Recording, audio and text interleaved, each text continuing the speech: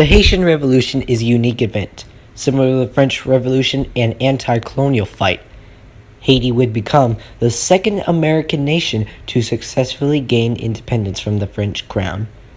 And this act of slaves rising up against the French stunned the entire world. The island of Hispaniola was actually discovered by the Genoese mariner Christopher Columbus, so he claimed it for the Spanish crown. Fast forward to 1625, the island was under threats. Threats from pirates. Yep, pirates from England, France, and the Dutch Republic were all threatening the island. So in 1697, under pressure from these pirates, the crown gave the western half of the island to France. So it was now the French Saint-Domingue in the west and the Spanish Santo Domingo in the east. And this colony would become the wealthiest in the entire French colonial empire. But the dark side to this great, wealthy French colony was that it was a slave colony, that it was structured entirely on slavery.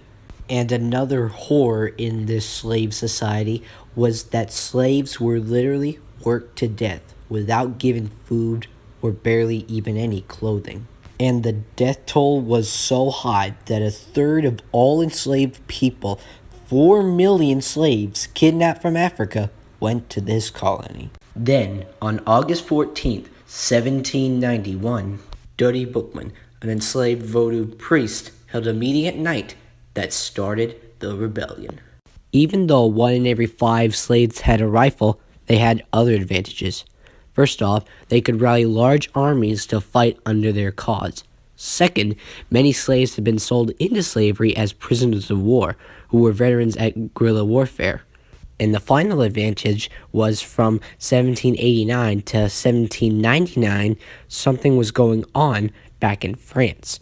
Something called the French Revolution. But sadly, Dutty Boukman was killed in early November, and with his death, factions opened up in the slave armies. But amidst the chaos, new leaders rose. One such was Toussaint Louverture.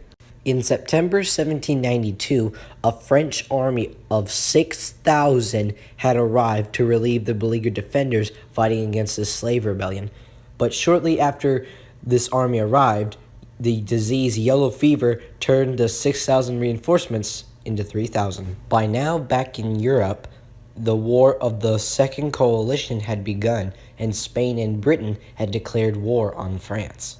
So the neighboring Spanish colony got to work supplying the rebels, including Louverture, with arms, ammunition, and even some uniforms. And with this new help, Louverture was able to garrison a line of forts that divided the rebel-held North Province from the French-held South and West.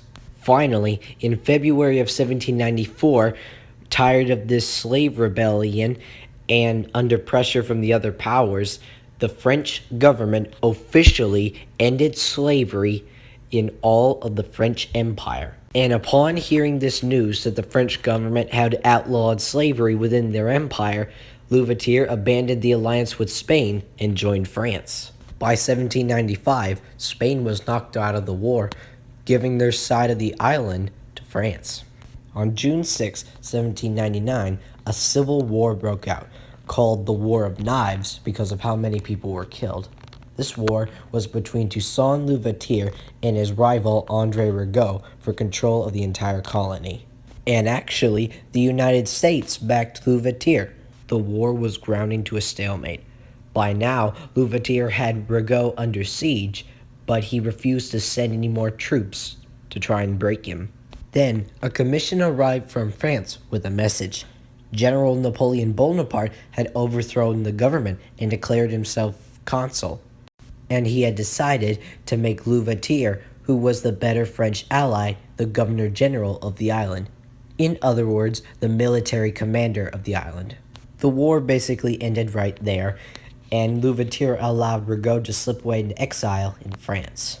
And so, with Rigaud gone, Louverture finally united the colony under his own control.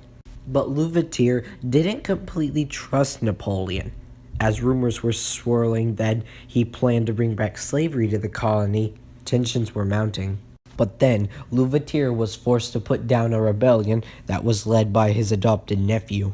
But then, just 3 months later, Napoleon's brother-in-law, Charles Leclerc, arrived with an army of 80,000 men to reconquer the island.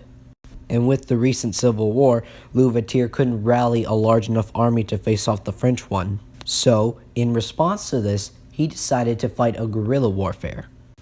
But 5 months into the war, with both sides in bad shape, the French army suffering from yellow fever, and the guerrilla campaign was causing heavier casualties than Louverture expected. So Leclerc decided to offer a truce, in which Louverture deciding to finally accept one.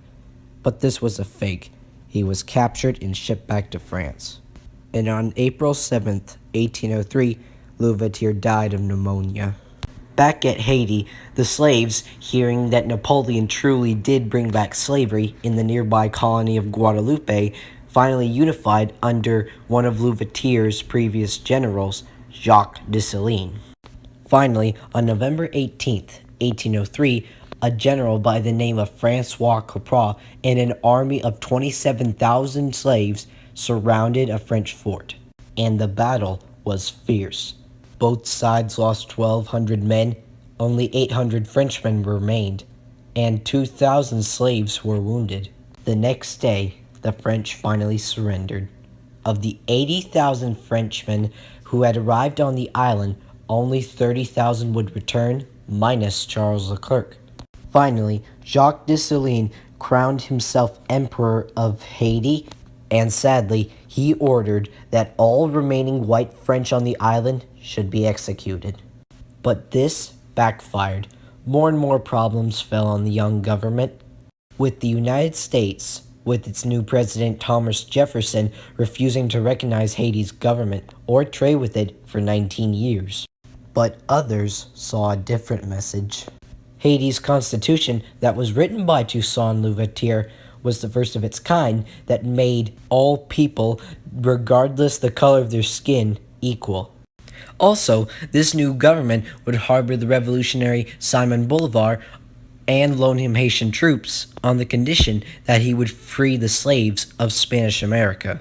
And probably most famously, before the American Civil War, when John Brown tried to create an uprising in Virginia, he hoped to trigger the uprising similar to Haiti's revolution.